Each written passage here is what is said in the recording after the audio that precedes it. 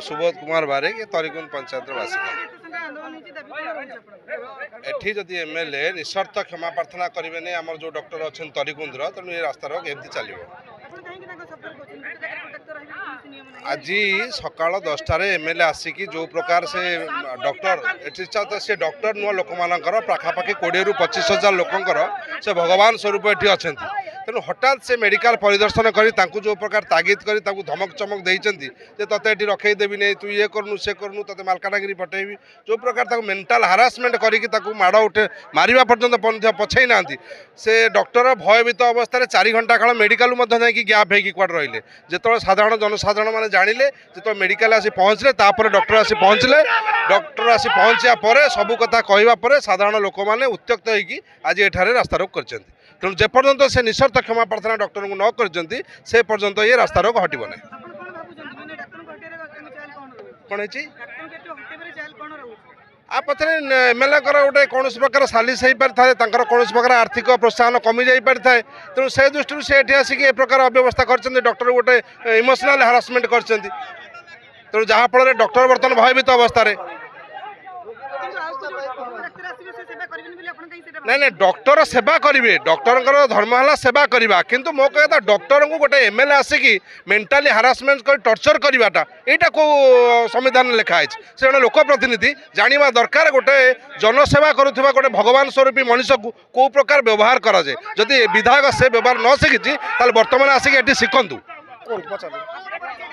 मो ना सौम्यरंजन भाई नहीं धारणा देवार ये एक कारण आमर ये डॉक्टर अच्छा तरिकुंद मेडिकल विधायक जो व्यवहार यहाँ दुर्भाग्यजनक यहाँ सर्वसाधारण जो भल पाता लोक जो मैंने सेवा पाई लोक से आजिका डेट माँ मैंने मौसी मैंने कांदुंट विधायक जो व्यवहार कर तीव्र निंदा करुँ विरोध करुँ विधायक आम आशा करुँ पुनर्बार एभली दुर्व्यवहार क्या सहित करूँ ना जदि जड़े से निजक जड़े शिक्षित कहते विधायक कहते कौ भाई भाव में जड़े पब्लिक सामने जड़े डॉक्टर को एभली दुर्व्यवहार कर पेसेंट सामने सी निजे तो से जो रोगी कल्याण समितिर माने अच्छा कौन चेयरमैन फेयरमैन से तो निजे समिति गढ़ुना मीटिंग करूना सी सबू जगह लोक मारणा कम करें आगामी दिन में सब एकत्रित हो बिजेडी वाला ना लेखिकी मान्यवर जो बिजेडी सभापति दबू ये विधायक तीर्तोल निर्वाचन मंडली रे प्रति ब्लॉक विशृंखला करुच्ची जन विरोधी कार्य लिप्त रोचे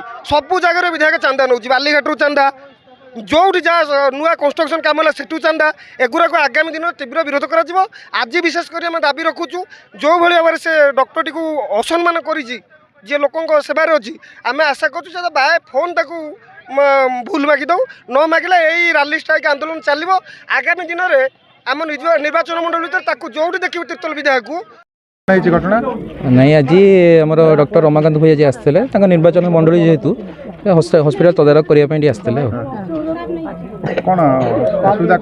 असुविधा हॉस्पिटल टिकी नहीं कथा मेडिसिन कहीं आसुनी कौन ना से सब जिन हॉस्पिटल स्टाफ कम कर ना आ लोक को मेडिसिन ठीक से दिया ना ना सब जिन बुझाई आसते मेडिसिन जहाँ असुविधा सुविधा होती बुझे बोली से नहीं से मेडिसिन केमती कौन असुविधा सुविधा होती से जिन बुझे जहाँ असुविधा जन रोगी मान चिकित्सा ठीक चली नहीं मु तो ये सर पाखापाखि मुझे 7टा बेलू 8टा पूर्व आसी पहुँची जाए ये चिकित्सा आम ओपीडी 12टार बंद हवा सत्वे भी लोक पेसेंट जो बहुत अधिका था आम 2टा जाए भी लोक सर्विस दूँ तापर भी खाई आसी अध घंटा 45 मिनट पर भी 3टारू भी 5:30 भी दरकार पड़े 6टा जाए भी लोक ये सर्विस दि जाऊँगी लोक जिते असुविधा सुविधा है भी लोक ये सालाइन ठूँ आरंभ कर सब प्रकार इंजेक्शन मेडिसिन जहाँ भी जी मो द्वारा संभव हो पाला मुझे लोक साहय कर हॉस्पिटल मेडिसिन जिनस हॉस्पिटल सुखारुख केम चलो से जिन तरिकुंद मेडिकल रे जदि डॉक्टर को मु मिसबिहेव करिछि ताले डॉक्टर तो मो एगेंस्ट रे थाना रे केस दबा कथा डॉक्टर तो केस देई नांती डॉक्टर भी किसी एलिगेशन करछंती कि यदि डॉक्टर एलिगेशन करि नांती डॉक्टर केस देई नांती ताले जो माने एलिगेशन करछंती जो माने जो विशृंखला सृष्टि करछंती से माने को उद्देश्य रे करछंती आपण माने जानि परछंती ମୁଁ ଯେତେବେଳେ 15 ଦିନ ପୂର୍ବରୁ ପବ୍ଲିକର ଫୋନ୍ କଲ୍ ପାଇଲି ଯେ ସେଠି ଅସୁବିଧା ଟିକେ ହେଉଛି, ସେଠି ଫାର୍ମାସିଷ୍ଟର ଅସୁବିଧା, ସେଠି ସରି ସେଠି ଡକ୍ଟରଙ୍କର ଅସୁବିଧା, ସେଠି ମେଡ଼ିସିନ ପହଞ୍ଚି ପାରୁନାହିଁ, ଯେତେବେଳେ ଲୋକମାନେ ମୋତେ ଫୋନ୍ କଲେ ଠିକ୍ 15 ଦିନ ପୂର୍ବରୁ ମୁଁ ମେଡ଼ିକାଲ ଅଫିସରଙ୍କ ସହିତ ଡକ୍ଟରଙ୍କ ସହିତ ଆମର ଯେ ମେଡ଼ିକାଲ ଅଫିସର ଅଛନ୍ତି ରଘୁନାଥପୁର ଦଳେଇ ବାବୁଙ୍କ ସହିତ 2 ଜଣଙ୍କ ସହିତ ମୁଁ କନଫରେନ୍ସରେ କଥାବାର୍ତ୍ତା କରାଇଲି। ଇଭିନ୍ ବି କହିଲି ଯାହା ଅସୁବିଧା ହେଇଛି ତମେ ନିଜ ନିଜ ଭିତରେ ସର୍ଟ ଆଉଟ୍ କର। ଇଭିନ୍ ବି ସେ ଡକ୍ଟରଙ୍କୁ କହିଲି ଆପଣଙ୍କର ଯେହେତୁ ହାୟର ଅଥରିଟି ହେଉଛନ୍ତି ଦଳେଇ ବାବୁଙ୍କ ସହିତ ଆପଣ ଯାଇକିରି କ'ଣ ସମସ୍ୟା ହେଉଛି ସେଇଟା ସର୍ଟ ଆଉଟ୍ କରନ୍ତୁ, କିନ୍ତୁ ପବ୍ଲିକ୍ ମୋତେ ବାରମ୍ବାର ଫୋନ୍ ନ କରନ୍ତୁ କି ପବ୍ଲିକ୍ର ବାରମ୍ବାର ମେଡ଼ିକାଲ ବିଷୟରେ ନ କୁହନ୍ତୁ ଯେ ଡକ୍ଟର ଭଲ ଦଳେଇ ବାବୁ ଖରାପ, ଦଳେଇ ବାବୁ ମେଡ଼ିକାଲ ମେଡ଼ିସିନ ଦେଉନାହାନ୍ତି। ଏଇଟା ହେଉଛି ଗୋଟେ ଡିପାର୍ଟମେଣ୍ଟ କଥା, ଡିପାର୍ଟମେଣ୍ଟ ଇସ୍ୟୁଟା ଡିପାର୍ଟମେଣ୍ଟ ଭିତରେ ରହିବା ଦରକାର, ଏଇଟାକୁ ବାହାରକୁ ଡିସକ୍ଲୋଜ୍ ନ ହେବା ଦରକାର। ତେଣୁ ସେଇ କଥାଟା ମୁଁ 15 ଦିନ ପୂର୍ବରୁ କହିଥିଲି। ପୁଣି ଏଗେନ୍ କାଲି ବି ମଧ୍ୟ ମୋ ପାଖକୁ ଫୋନ୍ କଲ୍ ଆସିଲା ଯେ ସେଇ ସେମ୍ ଅସୁବିଧା। ଆମେ ତା ଭିତରେ ଯେତେବେଳେ ଡକ୍ଟରଙ୍କର କମ୍ପ୍ଲେନ୍ ଥିଲା ଯେ କି ଆମର ଫାର୍ମାସିଷ୍ଟ ଠିକ୍ସେ କାମ କରୁନି ବୋଲି, ଆମେ ସେଠି ଫାର୍ମାସିଷ୍ଟକୁ ମଧ୍ୟ ଚେଞ୍ଜ କରୁଛୁ, ନୂଆ ଫାର୍ମାସିଷ୍ଟକୁ ଆଣିକି ଦେଇଛୁ। ଏଗେନ୍ ପୁଣି କାଲି ବି ମଧ୍ୟ କମ୍ପ୍ଲେନ୍ ହେଲା ଯେ ସେଇ ମେଡ଼ିସିନ ସମସ୍ୟା ହେଉଛି, ଫାର୍ମାସିଷ୍ଟ ସମସ୍ୟା ହେଉଛି, ଡକ୍ଟରଙ୍କ ସମସ୍ୟା ହେଉଛି। ତେଣୁ ଯେହେତୁ ମୁଁ ଲୋକାଲ ଏମ୍ଏଲ୍ଏ ହିସାବରେ ଯେତେବେଳେ ମୋ ପାଖକୁ ଗୋଟେ ଗ୍ରିଭାନ୍ସ ଆସିଲା, ମୁଁ ଡକ୍ଟରଙ୍କ ପାଖକୁ ଆଜି ଗଲି, ପଚାରିଲି କ'ଣ ଅସୁବିଧା ହେଉଛି, ମୋତେ ଯଦି କିଛି ସମସ୍ୟା ଅଛି ମୋତେ କୁହନ୍ତୁ। ମୁଁ ତ କହିଥିଲି 15 ଦିନ ପୂର୍ବରୁ ଆପଣ ଯାଇକରି କଥାବାର୍ତ୍ତା ହେବେ କାହା ସହିତ ମେଡ଼ିକାଲ ଅଫିସରଙ୍କ ସହିତ କଥାବାର୍ତ୍ତା ହେବେ, ହେଇଛନ୍ତି କି ନା ନାଇଁ? ମୁଁ ହେଇନି। ଯଦି ହେଇନାହାନ୍ତି ତାହେଲେ କାହିଁକି ଏ ସମସ୍ୟା ହେଉଛି? ଯଦି କିଛି ସମସ୍ୟା ହେଉଛି ଆପଣ ମୋ ନଲେଜକୁ ଆଣନ୍ତୁ କି ଆପଣ ସିଡିଏମ୍ଙ୍କ ନଲେଜକୁ ଆଣନ୍ତୁ। ଯାହା ବି ହେଉଛି ଲୋକ ସଫର ହୁଅନ୍ତୁ ନାହିଁ କି ଲୋକ ବାରମ୍ବାର ମୋତେ କଲ୍ ନ କରନ୍ତୁ। ଏବଂ ମୁଁ ଯେତେବେଳେ ଯେଉଁଠିକି ଗଲେ ବି ମଧ୍ୟ ମୁଁ ସୋସିଆଲ ମିଡ଼ିଆ ଲାଇଭ୍ରେ ବି ମଧ୍ୟ କହିଛି, ସୋସିଆଲ ମିଡ଼ିଆ ଲାଇଭ୍ ବି ଦେଖିବେ, ଡକ୍ଟର ରମାକାନ୍ତ ଭୋଇ ଦେଖିବେ ଆପଣ ଲାଇଭ୍ରେ ମୁଁ କାହାକୁ ବି ମିସବିହେଭ୍ କରିନାହିଁ। ମୁଁ ସେ କଥା ଡିସ୍କସନ୍ କରିଛି, ସେଠି ସରପଞ୍ଚ ବି ଥିଲେ, ତରିକୁନ୍ଦ ସରପଞ୍ଚ ବି ଥିଲେ, ତା ସହିତ ବି ମଧ୍ୟ ମୁଁ ଗଲାବେଳକୁ ଥାନା ଅଧିକାରୀଙ୍କୁ ମଧ୍ୟ ଇନଫର୍ମ କରିଥିଲି ଅନିଲ ବାବୁଙ୍କୁ, ସିଏ ବି ମଧ୍ୟ ଜଣେ ଏସ୍ଆଇଙ୍କୁ ପଠାଇଥିଲେ। ସେଠି ଅଲଗା ଲୋକ ବି ପବ୍ଲିକ୍ ଥିଲେ ଏବଂ ସାଧାରଣ ଲୋକ ବି ମଧ୍ୟ ଥିଲେ। ମୋର ଗୋଟିଏ ଥିଲା ଗ୍ରିଭାନ୍ସ ଯେ ଏଠୁ ବାରମ୍ବାର କଲ୍ ଯାଉଛି, ଗୋଟିଏ କଲ୍ ଯାଉଛି ଯେ ଡକ୍ଟର ଭଲ ସେଠି ଫାର୍ମାସିଷ୍ଟ ଖରାପ, ଡକ୍ଟର ଭଲ ଦଳେଇ ବାବୁ ଖରାପ। ତେଣୁ ଏ କଥାଟା ଯେତେବେଳେ ଉଠୁଛି ମୁଁ କହିବା କଥା ଯେ ଡିପାର୍ଟମେଣ୍ଟ କଥାଟା ବାହାରକୁ କାହିଁକି ଲିକ୍ ଆଉଟ୍ ହେଉଛି? ଡିପାର୍ଟମେଣ୍ଟ କଥାଟା ଡିପାର୍ଟମେଣ୍ଟରେ ରହିବା ଦରକାର, ଡିପାର୍ଟମେଣ୍ଟର ଇସ୍ୟୁଟା ଡିପାର୍ଟମେଣ୍ଟରେ ସର୍ଟ ଆଉଟ୍ ହେବା ଦରକାର। ସାଧାରଣ ଲୋକ ଦଳେଇ ବାବୁକୁ ଜାଣିଲେ କେମିତି? ଦଳେଇ ବାବୁ ମେଡ଼ିସିନ ଦେଉନାହାନ୍ତି ବୋଲି ସାଧାରଣ ଲୋକ କେମିତି ଜାଣିବେ? ଯଦି ସାଧାରଣ ଲୋକ ତ ଗୋଟେ ଡକ୍ଟର ନାଁ ଜାଣନ୍ତି ନାହିଁ।